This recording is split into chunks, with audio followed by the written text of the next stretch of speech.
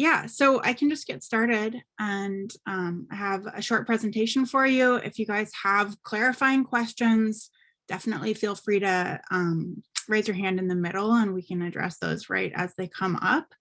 And then one of our coalition groups is going to have a follow-up presentation on star voting specifically. And at that time, we'll go more into proportional representation. But we definitely have quite a bit to say on the discussion that you were just having and those questions. So there is a lot to it, and I'll try and be succinct and not confusing, but not gloss over important considerations at the same time. Great, thank you. So one second.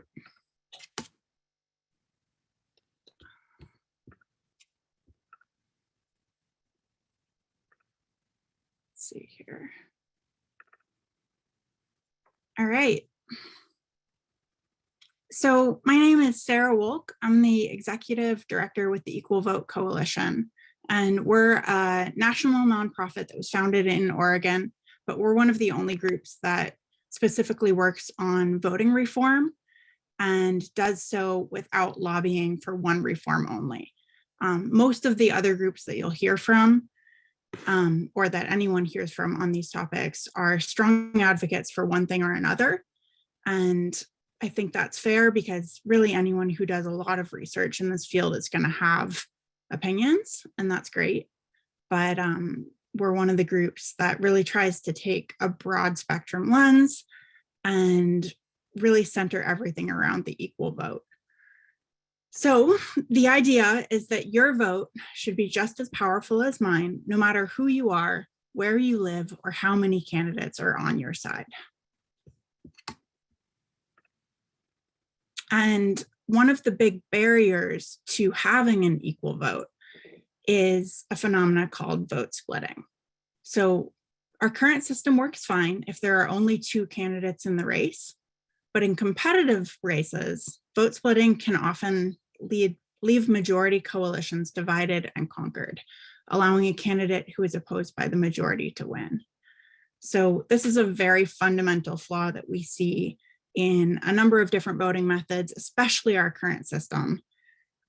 You've got a majority supported good guy, Luke Skywalker in this case. He's got 60% of the vote, and so he should win easily. But if the good guys suddenly decide to run a coalition of great candidates, if they get sick of only being represented by, a white male pilot, and Yoda decides to run, and Chewbacca decides to run, you can end up splitting the vote and having majority opposed candidates winning. So how do we level the playing field? In order to prevent a worst case scenario from winning, voters typically strategically vote for the candidate on their side who they think is the most electable. And this creates a number of domino effect inequities in representation and in politics. Candidates who are deemed electable are usually those who've raised the most money. They're usually incumbents and those with name recognition. Vote splitting magnifies implicit biases, magnifies the impact of money in politics, and upholds disparities in representation. So this chart that we're looking at is a comparison of who voters consider to be electable from the 2020 primary for the Democratic Party. And what we saw here is that voters generally thought that Joe Biden was the most electable candidate. But when we actually looked at which candidate was actually the most electable, if people were voting their conscience, in a lot of cases, it was quite close. But Elizabeth Warren was the candidate who was more electable if we had had all the information. So that's just one of many examples. So which voting methods eliminate vote splitting? Which voting methods are going to have accurate, fair, good outcomes no matter how many candidates are in the race? And there's a few different methods that do a great job here. Star voting is one of them, and this is true of both the single winner and proportional version. Ranked robin, which is the original ranked choice method where you rank your candidates and you elect the candidate who's preferred over all others, also eliminates vote splitting. Approval voting, which uses a traditional familiar style ballot, but allows voters to approve multiple candidates, eliminates vote splitting. Our current system is really the worst in terms of vote splitting. Plurality voting or first past the post. And ranked choice voting as it's being proposed, both the single winner and proportional versions really don't eliminate vote splitting, even though this is a common talking point and claim from advocates. So what does it take to eliminate vote splitting? What's the formula? One, a voting method needs to allow voters to support as many candidates as they like. Two, it needs to allow voters to support candidates equally. If I have a bunch more candidates on my side, I need to be able to show I prefer all of these good guys over this awful option. And third, last but not least, the voting method needs to actually count all the ballot data given. So, and equality in the vote is just one consideration among many. For the Equal Vote Coalition, we have a 5-point kind of model of these 5 pillars of what we want in a voting method. And we find that it can be really important and really valuable to get some agreement around our values before we pick a method. So number one, we want the voting method to be simple. We want it to be easy to vote. We want it to be easy to understand the results. We want it to be easy to tally, to implement, and to audit. We also want a voting method that empowers honesty. So it should be safe to vote your conscience. It should incentivize good, honest, expressive voter behavior. Voting your conscience shouldn't be backfiring, that kind of thing. And the voting method should be expressive. So it should allow voters to be able to express their full opinion, which can mean their preference order, but also their level of support. And this is really important for the next one, because if voters aren't able to give good data on what they think, then a voting method can't do its job to find out accurately who best reflects the will of the people. And then last but not least, equal in this context means that the voting method eliminates vote splitting, which means that every voter has an equally weighted vote. A voter with 3 candidates on their side is going to have just as much power as a voter whose faction only ran 1 candidate. So the system should not put some types of voters or candidates at an unfair advantage. And this is where we get into the weeds, because what we see researching voting methods is that voting methods are not created equal. Some voting methods disadvantage candidates and voters who have more candidates on their side. Some voting methods advantage more polarizing or extremist candidates. Some voting methods advantage centrist type candidates. So there are a number of different implicit biases that can be baked right into the voting method. And of course, all of those translate to further magnifying disparities in terms of equitable representation for different demographic groups. So what is proportional representation? Up until this point, I've been mostly talking about single winner voting methods, but proportional representation is a type of multi-winner election where factions win seats proportional to their supporters. So in this example, we've got the pink party, the yellow party, the teal party, and the green party. And each of them has won proportionate numbers of seats on this 12-person council. A couple basic things to know about proportional representation is that any type of ballot can be used to get a proportional result. So if you want to go with a single winner system for for your single winner offices like star voting or approval voting. You could still have proportional for your multi-winner races if you wanted. And there are really important pros and cons to that decision. But in terms of what ballot type do we want? Do we want a 5-star ballot? Do we want a ranked ballot? Do we want a traditional looking type ballot, but upgraded? Most of the considerations for comparing single winner methods still hold when we apply them to their proportional counterparts. And because proportional representation is mathematically much more complex and less transparent, it can be really helpful to say, let's just look at the simple case and then kind of extrapolate from there for the multi-winner. So this brings us to star voting. If we go back a little here, on our Venn diagram, what we see here is that star voting is in the middle here in terms of it's quite simple. It does a good job of empowering honest voting. It's expressive, it gets accurate results, and it ensures an equally weighted vote, which is the legal definition of one person, one vote. So that's why I'm going to start with that. I love star voting personally because as an advocate for preference voting for a long time, I started out as an advocate for ranked choice, but star voting I think goes further to deliver on the goals of the ranked choice voting movement. So in a lot of ways, we look at it as kind of the next generation. So on your left, we've got a sample star voting ballot. It's got the instructions. So give your favorite 5 stars, give your last choice 0 stars, show your preference order and your level of support. Equal scores can be given to indicate no preference, and those left blank will receive 0 stars. So I'm going to fill this out. Carmen is my favorite, 5 stars.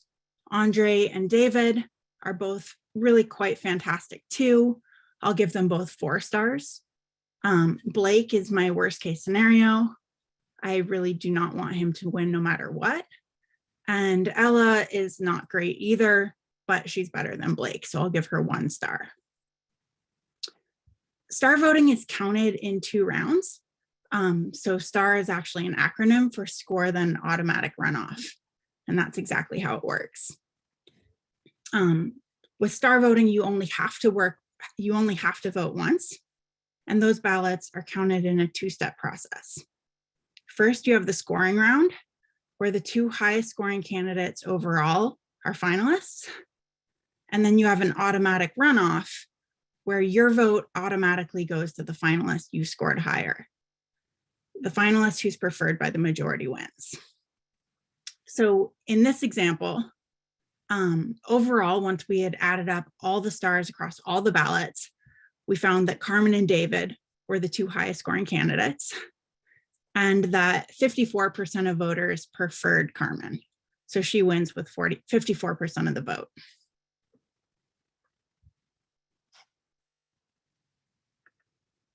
And here is a little sample election with some results. So this election has 11 candidates. Voters gave however many stars as they wanted to the different options.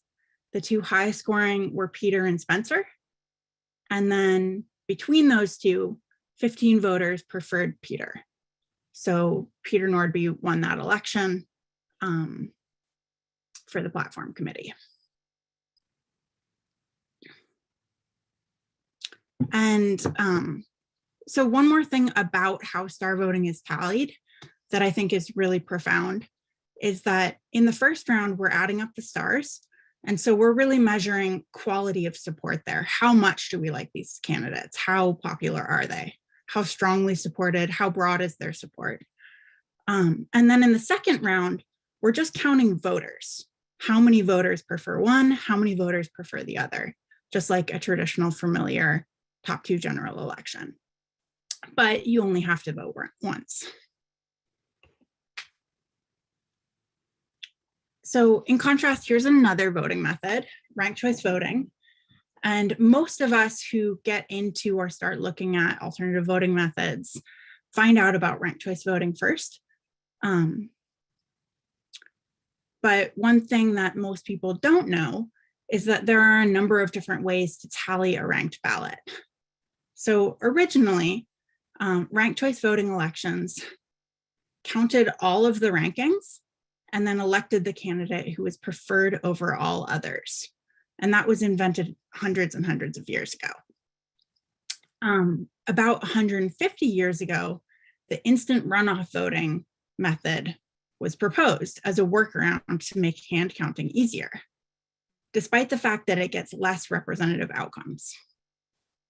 In instant runoff voting, the top choice for each voter is counted, and then the candidate who got the least first choice votes is eliminated, and those votes will transfer, if possible, to that voter's next choice. What is kind of often glossed over in the details there is that most of the rankings given will never be counted. Some voters will have their next choice counted if their favorite is eliminated. Others might have already had their next choice eliminated earlier on in the process, so their vote can't transfer. And sometimes the election will be called before your vote is able to transfer. And selectively ignoring ballot data like this can skew the election results and disadvantage certain types of voters. Particularly, instant runoff voting disadvantages voters whose favorite is a strong underdog, but who doesn't ultimately win. So whoever comes in second place, third place, those candidates, voters are going to be disadvantaged. And the candidate who's preferred over all others can lose in a ranked choice voting election. This is most likely to happen in competitive elections with multiple viable candidates. And here is real election data. This is the result of an election for the mayor of Oakland in California. And just like the example election for star voting, this ranked choice voting election had 11 candidates. And so it went into 10 rounds of tabulation to find a winner. So tabulation in a ranked choice election requires up to as many rounds as there are candidates, -1. Your top rankings are counted, and then votes will transfer if possible. But in this election, and in many elections, a lot of votes are unable to transfer. So this election had 105,769 ballots that were exhausted and not able to be counted in the final round. On average, ranked choice elections exhaust over 10% of ballots. And statistically, that's more likely to happen to voters of color and voters from already marginalized communities or less wealthy communities.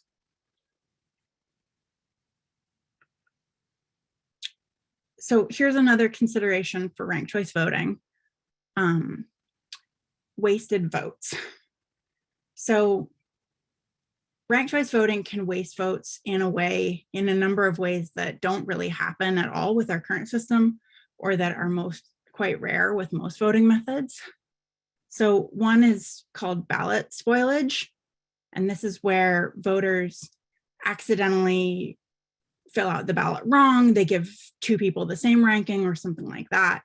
And that ballot has to be thrown out because you don't know who the next choice is. There's multiple next choices.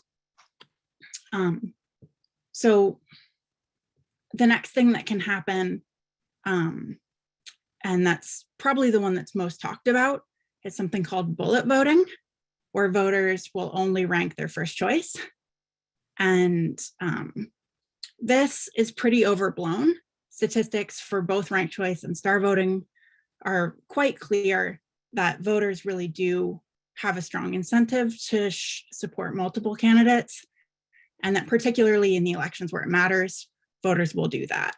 Bullet voting is more common for voters who actually do have a polarized opinion and who only like one candidate, in which case it would be their honest vote. Ballot limitations can be another cause of wasted votes in ranked choice voting. For instance, the city of New York City, which just used ranked choice voting for the largest election ever in the world, limited voters to only ranking their top 5 candidates. And that's fine if the candidates you like are viable. But for elections with bigger fields of candidates, ballot limitations can be another reason why your vote wouldn't be able to transfer, because your candidates are all kind of eliminated before it gets to those final rounds. And then an exhausted ballot, again, is a ballot that's not counted in the deciding round. And on average, 10.9% of ballots end up being exhausted in ranked choice elections. Star voting does not have exhausted ballots. Another thing is a false majority, where the winner actually didn't have majority support. And this is an interesting one because majority is one of the terms that we hear a lot from ranked choice activists and advocates. But ranked choice voting stops tabulating if one candidate has a majority of remaining ballots. And that's not necessarily the same as a majority on original ballots. So one study that looked at 94 elections using ranked choice voting around the country, where a winner wasn't found just right off the top in the first round, where actually rounds of tabulation were needed, found that 61% of those races actually didn't find a true majority. So in contrast with star voting, you find the 2 highest scoring candidates overall, and then the finalist who is preferred by a majority of voters who had a preference between those finalists is going to win. So if there is a majority preferred winner, they will be always elected.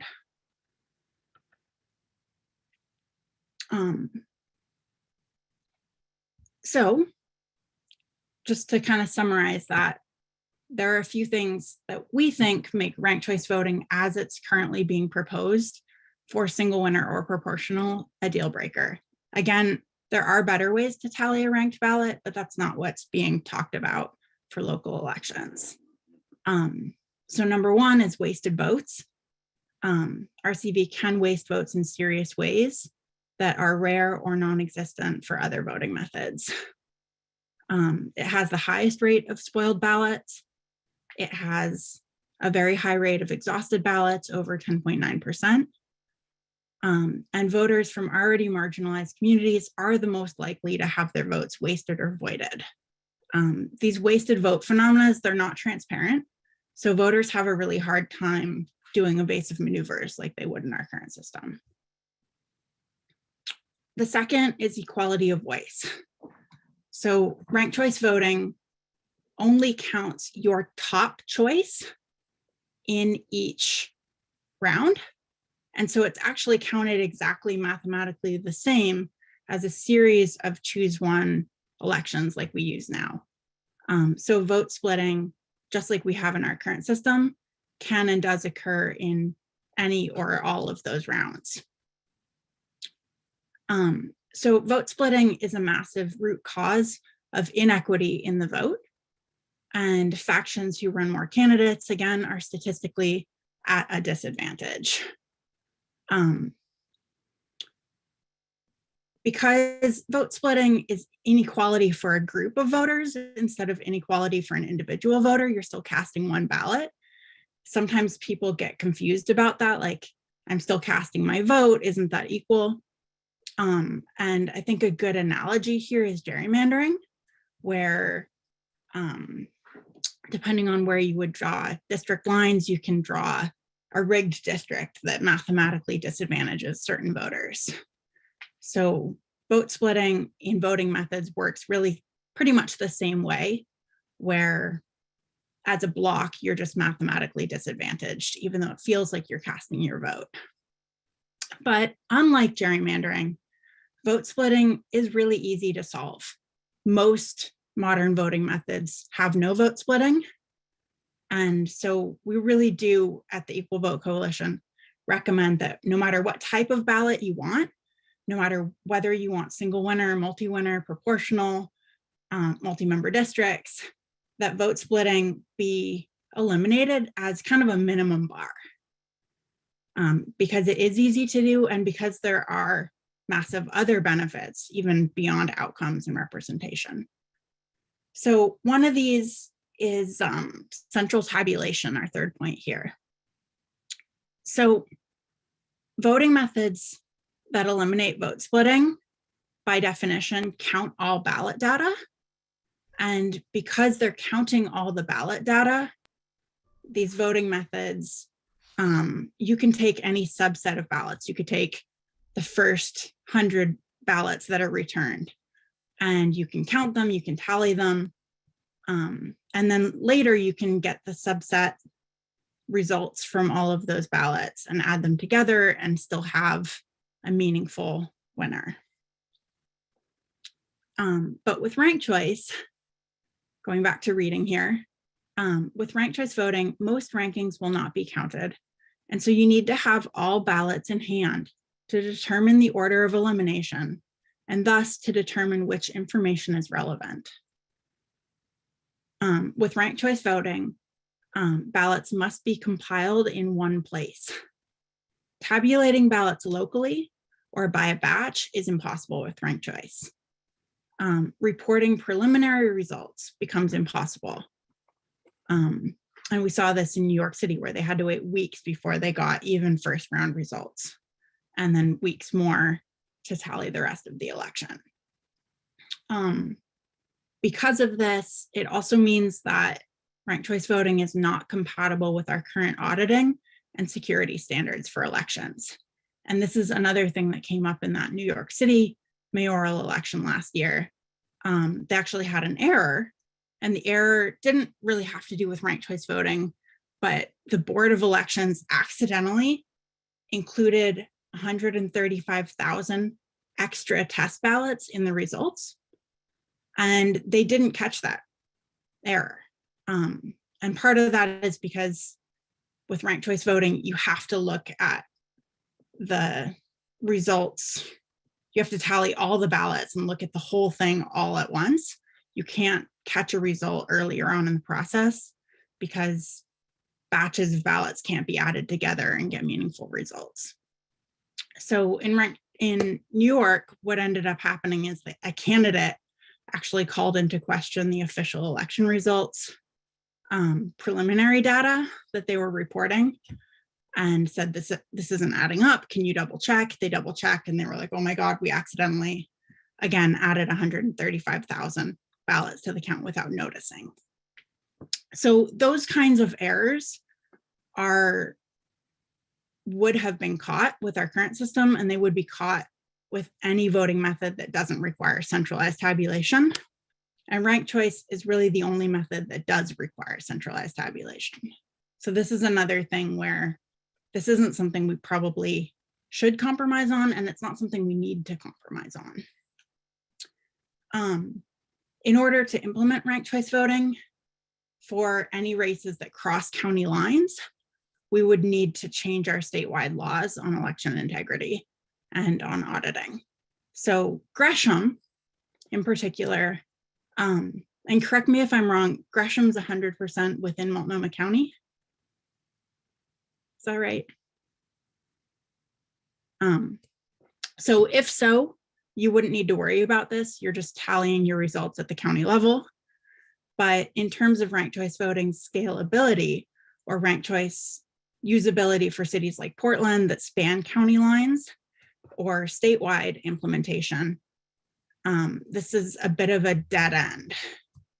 It either we will pass it and not be able to implement it, or we'll pass it and need to really erode our election integrity protocols in order to implement it.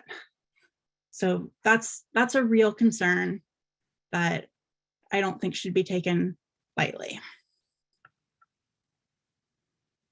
All right, so for this next slide, we're going to take a look at voting method accuracy. And this one has some harsh conclusions as well. Sorry to go negative right off the bat here. But as you see on the left, you are here. That's our current voting method. So this chart is a graph measuring voter satisfaction efficiency.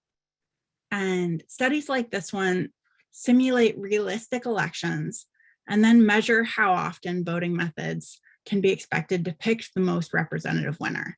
So how often are we going to get the correct winner? How often are we going to have a spoiler candidate split the vote and you get this totally unrepresentative winner? And relative conclusions like we see below on voting method accuracy have remained pretty consistent for decades, regardless which study we look at and regardless how you define accuracy. For this study, the way it was defined was, does the election elect the candidate who will represent as many voters as possible, as well as possible? And what we're seeing here is on the left bottom, plurality voting is our current system. And we tend to get unrepresentative outcomes around a quarter of the time. So around 75% of the time, up to the early 80s, we will get the right winner, but that's a really high rate of elections that don't elect the correct, most representative winner. Next up, going from the bottom to the top, we see ranked choice voting, the instant runoff version that we've been talking about, and it does do better. One thing we notice is that the blue dot now is in the front instead of the red dot, and that means that we'll get the best outcomes if voters are honest, but we're only getting up to around 91, 92% accuracy with ranked choice voting. Approval voting, again, does even better than that. And then star voting really tops the charts here, getting highly accurate results no matter how voters behave. So blue dot is, we get 98% accuracy if voters are honest, but if some voters are strategic, if one faction's strategic but the other faction's honest, if some people are good at strategy and others are bad, those types of scenarios, we're still getting results that are much more accurate, much more representative than instant runoff voting, and far, far more accurate than our current system. So really, there's a lot of improvement that can be made in terms of just accurate representative outcomes. And so this chart kind of tries to sum up a bunch of information that I've just thrown at you guys for a bunch of different voting methods. So on the left, we've got choose one plurality voting, our current system. And then we've got ranked choice next, approval voting, score voting, and then finally star voting. And what we see is our current voting method, election scientists and political science, people who study this, are pretty much in consensus that our current choose one plurality voting method is generally the worst. It has very pervasive vote splitting. It strongly advantages and disadvantages certain types of candidates. You can waste your vote, voting for a third party or voting for somebody who's not a front runner is an easy way to waste your vote and not have an impact. But the good news is that ballots can be tabulated locally. They are tabulated using simple addition. And because this voting method's really quite inaccurate, we tend to mitigate that by having two elections. We'll have a primary and then we'll do a general election once we've narrowed it down. And then these last two statistics are from the previous study that we were looking at. The accuracy is pretty bad. and also the strategic voting incentives, which is another graph that I didn't show you, are the worst for our current system. You really, if you don't think your favorite can win, you should not vote your conscience with our current system. With ranked choice voting, we do better than our current system on most metrics, but there are a few that I highlighted earlier: wasted votes, exhausted ballots, and local tabulation or centralized tabulation requirements that are actually worse than our current system. So approval voting, I haven't talked about a lot, and approval voting is under consideration. Seattle has a ballot initiative to maybe adopt approval voting. It's used in St. Louis, Missouri, and Fargo, North Dakota currently. But approval voting is basically thumbs up, thumbs down. You're able to approve as many candidates as you support, and the candidate with the most votes wins. And despite its simplicity, it really does get pretty good outcomes.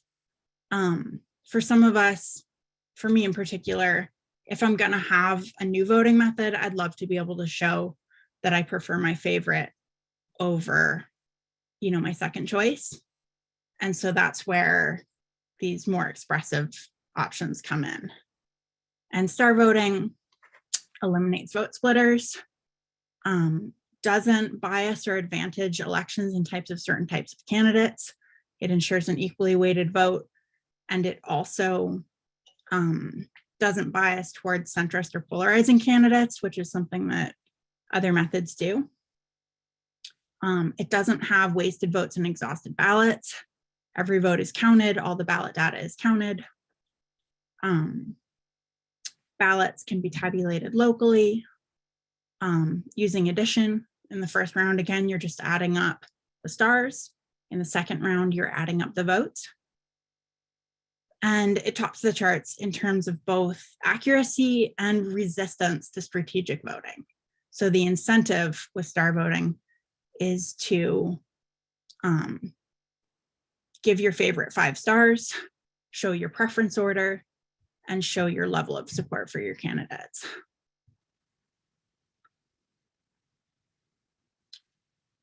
Star voting is one of the newest voting methods on the table right now. It was only invented in 2014, but it was invented out of a bigger conversation and is really a hybrid of a couple of previous proposals, including score voting, which was on the chart before, but I didn't really talk about it, and also ranked choice voting. And the reason star voting has caught on, and really, the reason I was invited to be here today, is because it takes all the goals of the movement. We want to have more positive campaigns. We want to have equitable representation. We want the system to be transparent, user-friendly, cost-effective to implement. We want to be able to vote our conscience. We want to be empowered. And we want to have good accountability where we can vote candidates in who we like and vote candidates out if they do fail us. So we've got chapters all over the country. Georgia should be added here because they're doing great work actually. So it's growing all the time. And it's really been a grassroots empowered movement. So we have really brilliant people who do this in their spare time. For the Equal Vote Coalition, I'm the only current employee. Everyone else on our board, on our volunteers, is doing this because they care that much.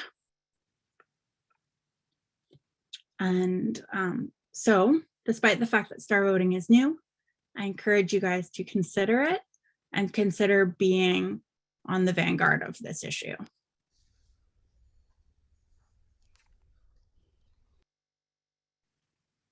All right, thank you very much, Sarah. Do you have some time for some Q&A from the subcommittee? Yeah, absolutely. And I was having a hard time not jumping in to talk about all the questions you guys were asking before. Those were really good questions, and I'm glad to see that you guys are putting in the time and consideration that this topic requires. Great. So I'm going to go ahead and ask my overriding question I'm going to ask everyone, which is, what is the strongest opposition arguments you've heard against star voting? And again, I realize this is arguing against what you would like to have happen, but I want to hear it from you so that we can, because we're going to hear this anyways, and I want you to be present while we hear it. So what's the best opposition arguments you've heard against star voting? Overwhelmingly, the main argument against star voting is that it's new. So star voting has been used at the statewide level here in Oregon by the Democratic Party of Oregon. We used it for the presidential delegates to the National Convention for the presidential 2020 race. And the Independent Party of Oregon used star voting for their statewide primary. It's also being used by a number of political parties all around the country and NGOs and different groups for all sorts of different elections, but it has not been used for a municipality like the city of Gresham. Eugene was slated to be first, and we actually had a ballot initiative where a majority of Eugene voters voted yes, but it was a countywide initiative and it narrowly lost. It got 48% of the vote. So this is really on the cusp of being adopted at the municipal level for the first time. And we're looking for somebody to be the champion. Thank you. Anyone on the subcommittee have any questions? Yeah, and there's a few other, arguments against too, if you want to hear any more. Yeah, I definitely will. And I see Shelly's hand up. So Shelly, why don't you go ahead and go first? Yeah, so I was listening and also kind of skimming the Wikipedia page on star voting. Some of the arguments against, I'm not totally following. As soon as it starts talking about like the Nash equilibrium, I don't know what's happening. But I would be really interested in hearing more kind of explanation of where it might fall short. And I'm also interested, since this subcommittee is kind of chartered with figuring out public engagement as far as figuring out what Gresham residents want to see in a voting system. Mm-hmm. How would you condense that entire presentation into like a 30-second explanation? Because that was a lot of really good information, but I think an obstacle we're trying to figure out is how do we get all of this really good information and condense it down into something that's really understandable, and something that we can explain quickly to people who we're trying to engage in Gresham. Yeah, thanks for asking that, and sorry for being so wonky. I have to work on that. But definitely for me, I started as, an activist wanting to get involved with this cause. I think voting reform is really one of the most impactful things we can do to address a million problems. So no matter what problem somebody comes to you with and says, government's letting me down, I don't feel like I have a voice. Voting reform, especially good voting reforms, can really address that in a way that nothing else can, fundamentally at the root. So for star voting, my pitch, the one that won me over in the first place, was I want to be able to vote my conscience. I want my vote to make a difference. I don't want my vote to be wasted. And I want the candidate who best represents the people to really win. I want fair, accurate, representative outcomes. And so star voting, you score candidates up to 5 stars. You can show your preference order and level of support. And whether or not your favorite can win, your vote goes to the finalist you preferred. So it is safe to vote your conscience, even if you're not sure if your favorite can win, and your vote will always make a difference. So earlier, Sightline was talking about winner-take-all type systems. Even single winner star voting really isn't just a winner-take-all system, because for a voter who's in a minority faction, even if their favorite can't win, their vote is still helping elect the finalist they prefer. So they're able to prevent their worst case scenario and get a more consensus winner overall. And that's fundamentally different from most other voting methods. So that was your second question, and your first one was I'd be interested in kind of learning more about learning more about what are some of the kind of like, how would somebody criticize star voting? You know, like what are some of the arguments somebody might make against it? Yeah, so Wikipedia is actually a pretty great resource for looking up star voting, ranked choice. There are kind of wiki wars, so there might be last minute edits that haven't been, argued, and they probably won't last if they're not good. But in general, Wikipedia on voting methods is a better source than you might think. So one of the big ones that you'll see is around strategic voting. And there's a criteria called later no harm. And what that is it safe to show down ballot support for other people beyond your favorite? And ranked choice voting guarantees that it's always safe to rank other candidates. And star voting doesn't guarantee that. But what that criticism ignores is that voting method criterion are often paradoxical. So in that case, there's two criteria that are linked. It's impossible to pass both. And so what we're trying to do is maximize both without guaranteeing either. So with ranked choice voting, it's safe to rank down ballot candidates, but it's not actually safe to rank your favorite in first choice. Ranking your favorite in first choice can actually backfire and get you a worse outcome than if you hadn't voted at all. And that's counterintuitive, it's weird, and it's not something that any other voting method under consideration does. So we would say it's more important to ensure that it's safe to vote for your favorite. With our current system, it's not safe to vote for your favorite. With ranked choice, it's also not.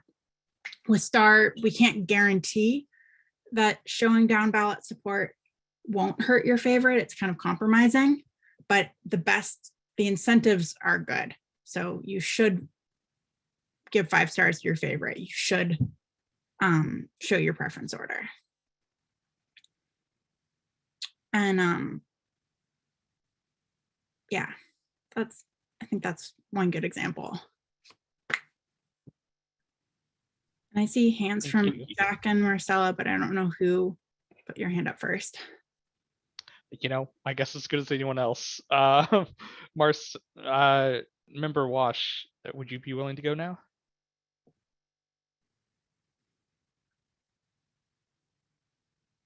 Jack was first.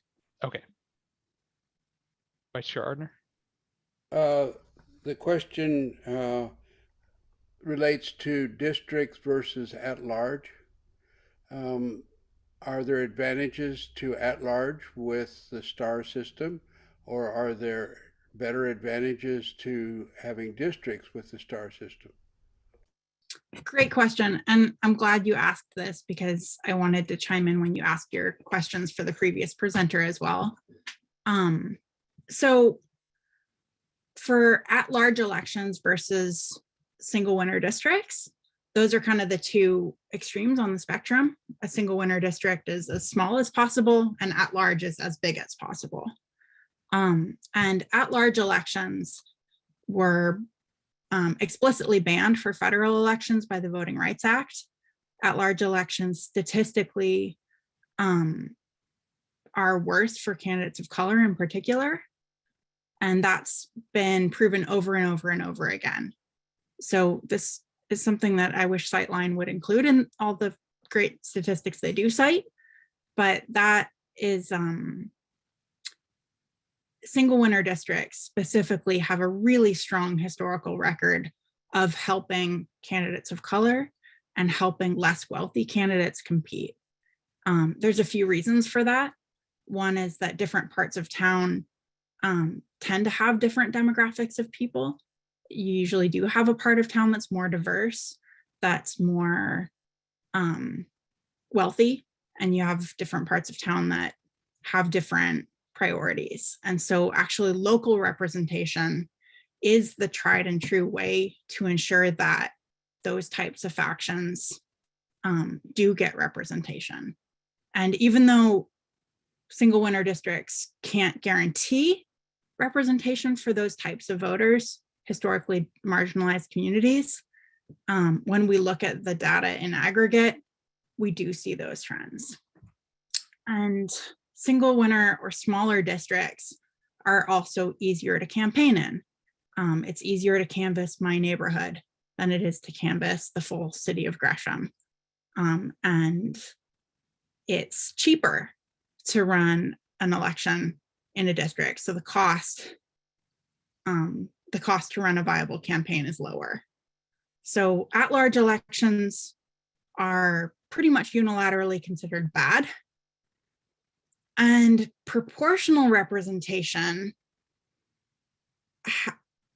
in order to get as much proportionality for as small of groups as possible, you need the district to be as large and to have as many candidates running in one proportional election as possible.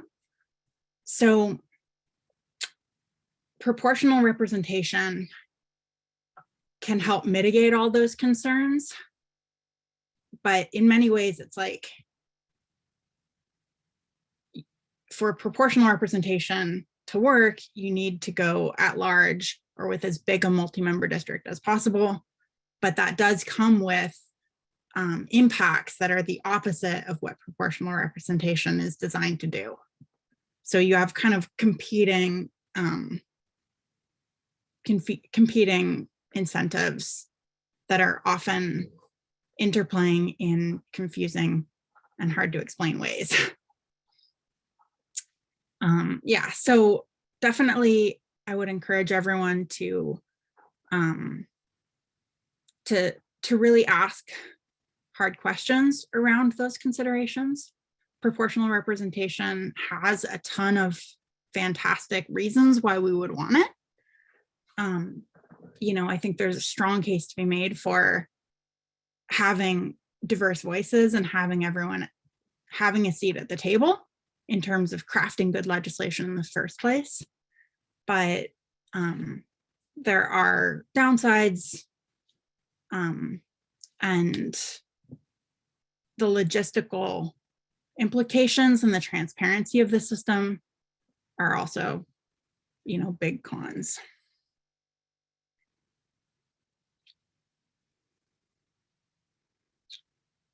So, Member Wash.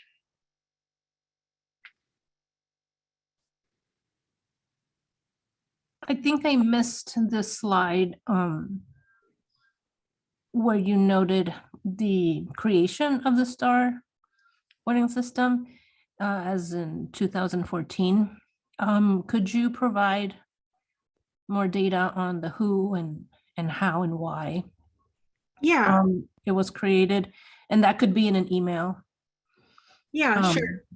Thank you. It actually wasn't on one of the slides, but in 2014, the Equal Vote Coalition, our organization, hosted a convention of electoral reformers from all around the country. And in particular, we had the leading advocates for the largest organizations advocating for ranked choice voting, approval voting, score voting, and the different systems all got a chance to present and debate. And out of that conversation, somebody said, well, what if we kind of did both? Can't a 5-star ballot actually does show the level of support for the candidates and can be added using addition and there's no wasted votes. But then what if we add an instant runoff, just like ranked choice does, between the two highest scoring candidates so that we can find a majority preferred winner, and so that if your favorite's eliminated, your vote still makes a difference. And so STAR is a hybrid of score voting in the first round and then an instant runoff for the second round. And then they sent it off for vetting by the electoral science community, and it did a lot better than everyone expected.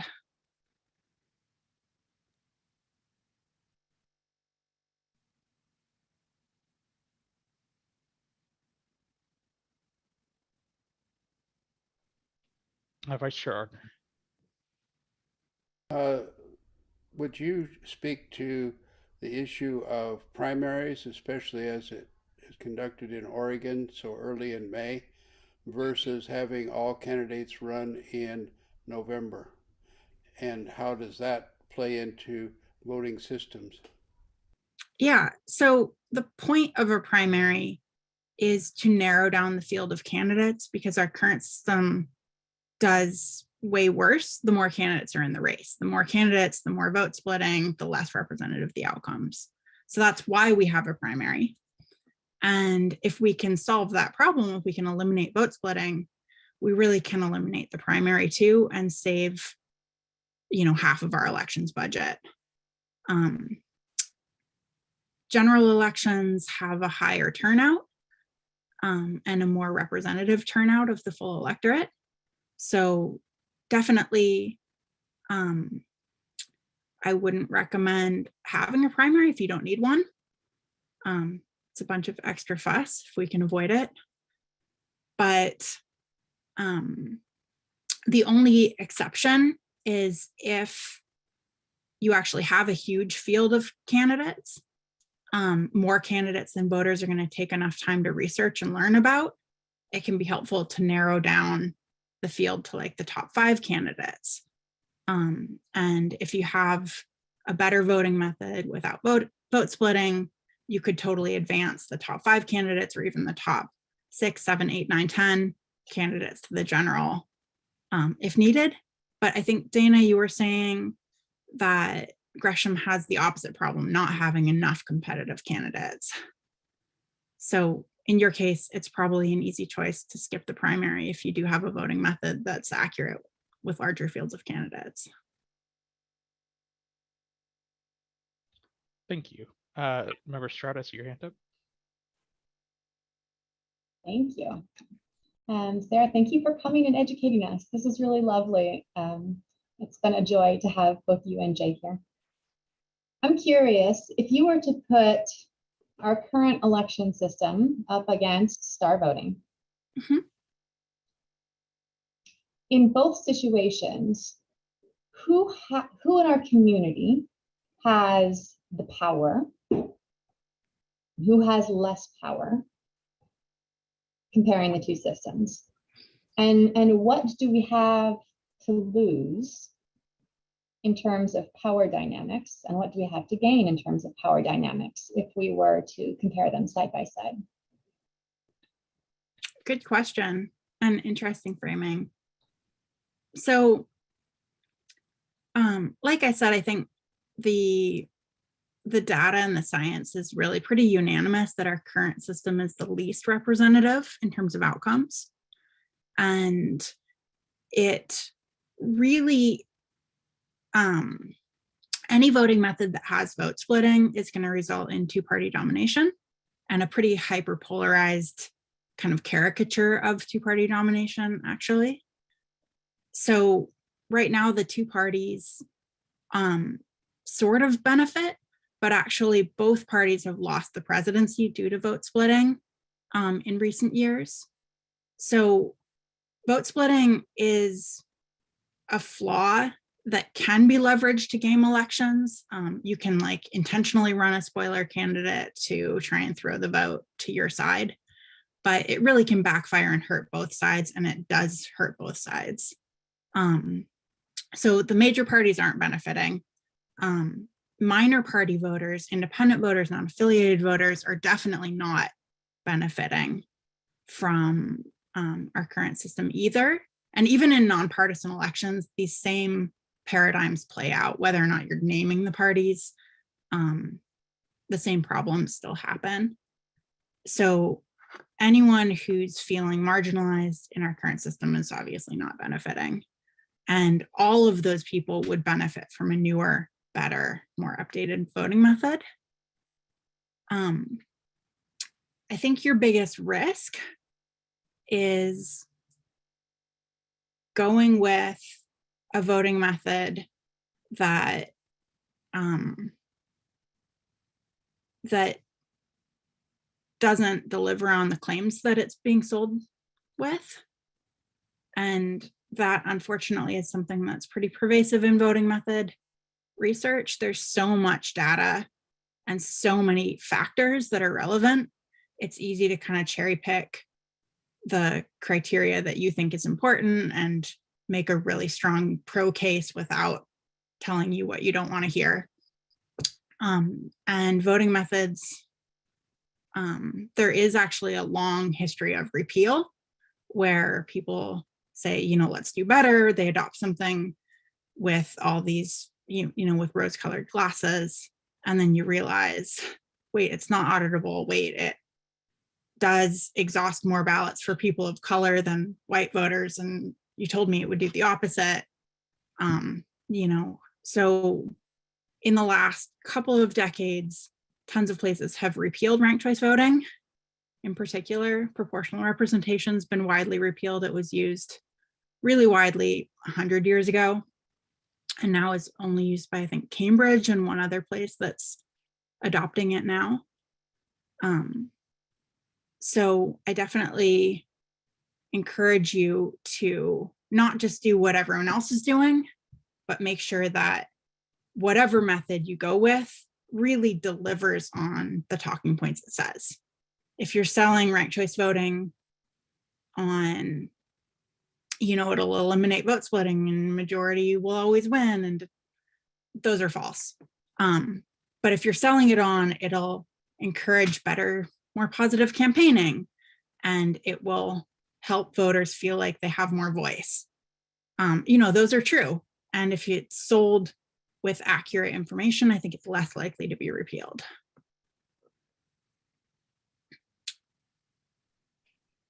Thank you.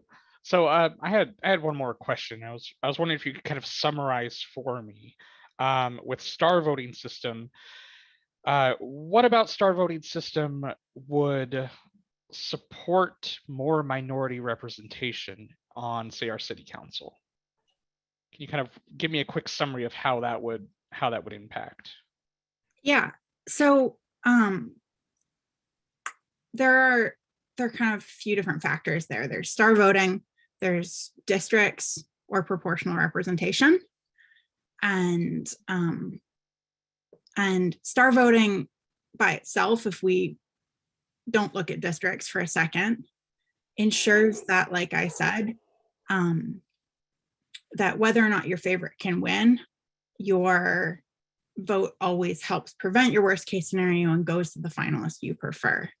So even a voter who's in a minority faction, like Black voters in Gresham or something, those voters are going to be able to leverage their vote, have a fully powerful vote, and vote their conscience. So they're not going to have to do what they might do in the current system, which is say, hey, I love this new person who's stepping up to run. They're bright, they're young, they're charismatic, but I've never heard of them, and I don't know if they have enough money to win. Maybe I won't vote for them. So vote splitting and the strategic backflips we do to avoid it is a huge barrier to access.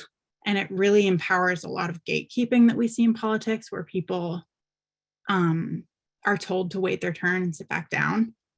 And so star voting fixes that by eliminating vote splitting.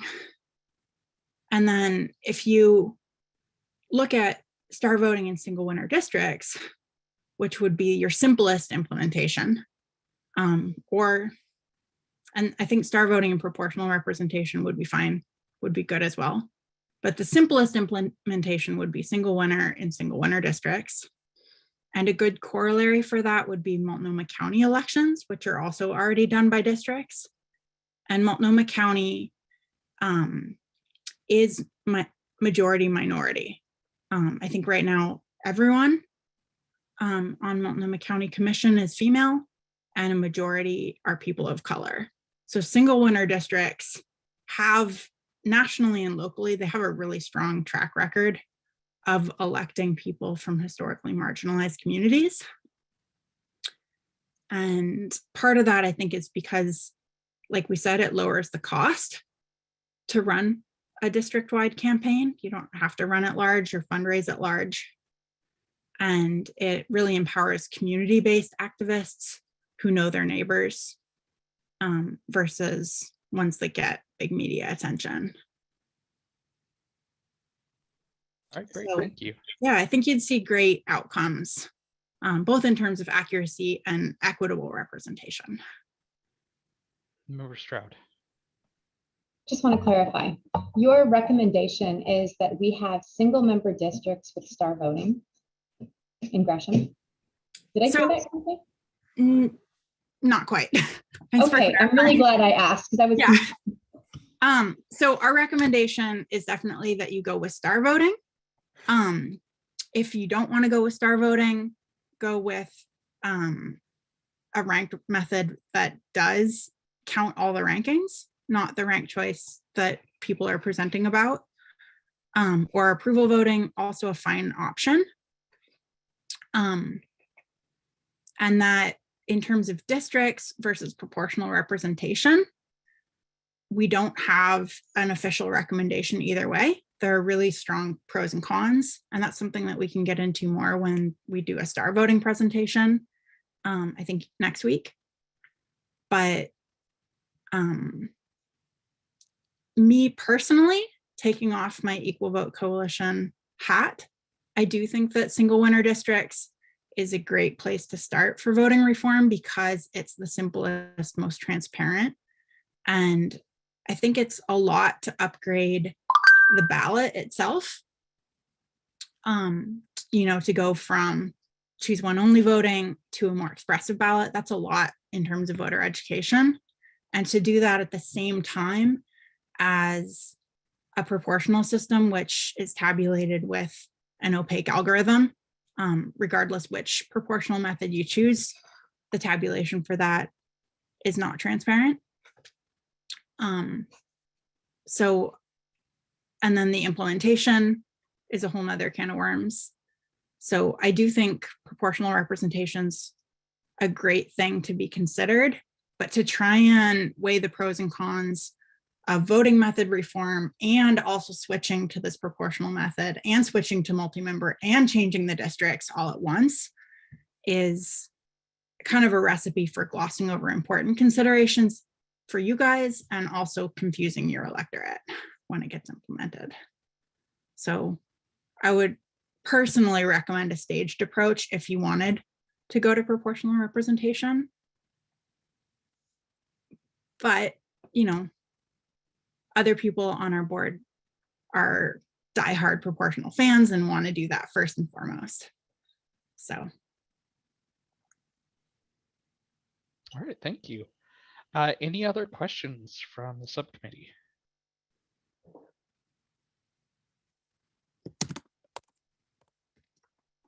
Okay, Sarah, was there anything that you wanted to add?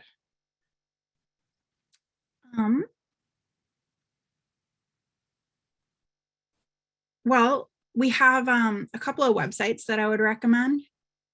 So starvoting.us is the website for star voting, and there are a number of videos, lots of great articles, and it's organized in a pretty user-friendly way so that whatever you're looking for, you should be able to find it, whether it's low level, because I didn't cover the basics and went straight to the weeds too fast, or if you want more weeds because I didn't go there, there are more weeds than I gave you, I promise.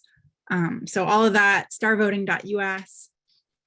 And then for a broader lens on voting reform in general and better voting in general, the Equal Vote website is equal.vote. And it looks like, and of course, I will send my presentation over. And Thank then you. For those of you who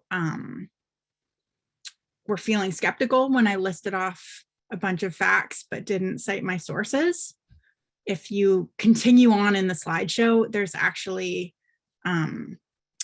excerpts from peer-reviewed studies and different stuff that back up a bunch of the claims that I made. So any claim where you're like, I don't know, I don't believe you, please ask us the hard questions because we do have citations for everything. Member Stroud? Yeah, we have a member of the public who asked a question. If we do move forward with star voting, can districts be added afterwards at some point in Gresham's future elections? And how does future redistricting of Gresham district affect the star voting system? Yeah. And I apologize for not knowing, but are Gresham elections already at large? So yes, you could adopt star voting without changing the districting at all, and then adopt single winner districts later. But like I said, at large elections, especially at large non-proportional elections, have massive issues for equity and inflate the influence of money in politics and create barriers to access. So I wouldn't recommend sticking with at large. Thank you. All right. Well, if there's nothing else you'd like to add, Sarah, thank you very much for your time. There's one more thing yeah. I just thought of. So the main reason that people worry about single winner districts is because they can be gerrymandered. The more lines you have, the more likely you're going to draw those lines badly and rig the election.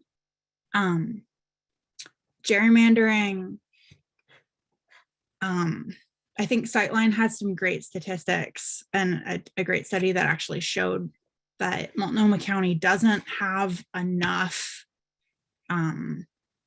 like specific communities all bunched in one spot that they could be effectively gerrymandered. So I don't think that's a huge concern for us here locally, as it might be somewhere else. And gerrymandering, as long as you're ensuring that your districts are fairly compact shapes, they're not big weird snakes. And yeah, that's a good metric that shows that your districts aren't probably going to be problematic. And the amount that a district is gerrymandered can actually be measured. So city council or your county charter, if you do go forward with adopting single winner districts, I would explicitly set just a requirement that it not be gerrymandered, and that whether or not it is gerrymandered be measured using something called efficiency gap. So the amount that a district is measured, or the amount that a district is gerrymandered or not, can be measured, and you can set actual limits into law to prevent that. So yeah, gerrymandering on the national level is like a can of worms that's hard to solve as an activist because it benefits whoever's in power. But at the local level, it's not the worst thing. It's not a deal breaker. You can definitely find single winner districts and get equitable outcomes, just like Multnomah County already has done. So I wouldn't worry about that as much as, you know, if we were in Georgia, I would worry about it more. All right, Member Stroud. I'm very sorry. I have a puppy who's eating everything, so I'm all over the place. Did you say that was called the efficiency gap? It is, yeah. Okay, thank you. Yeah. So efficiency gap is the number of votes that are wasted on each side. So if you're looking at whether a district is gerrymandered red versus blue, you can look at how many Democrat votes weren't needed. They lost, or they were extra beyond what they needed to win a certain seat. And then those votes, you know, if they hadn't been wasted, could have helped to gain another seat. And you can do that exact same calculation for any, you know, people of color versus white voters, or renters versus house homeowners. So. Thank you, Member Arner. Efficiency gap.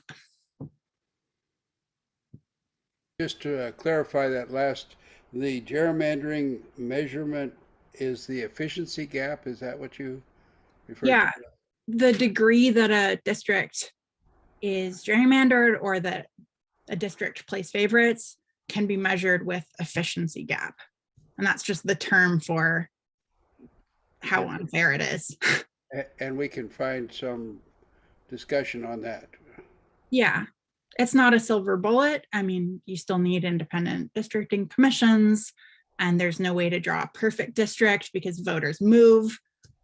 So whatever was a perfect district 10 years ago might have changed in the last couple of years, but you can set like a reasonable limit for how fair your districting should be and enforce that. Thank you. Yeah. All right. Any other questions for Sarah before we let her go? All right. Thank you very much, Sarah. Yeah, thanks so much for having me. I really appreciate it. And I'm really glad to see such a robust conversation going on for voting reform. Thank you. Thank you. Yeah, and feel free, I'm gonna drop my email.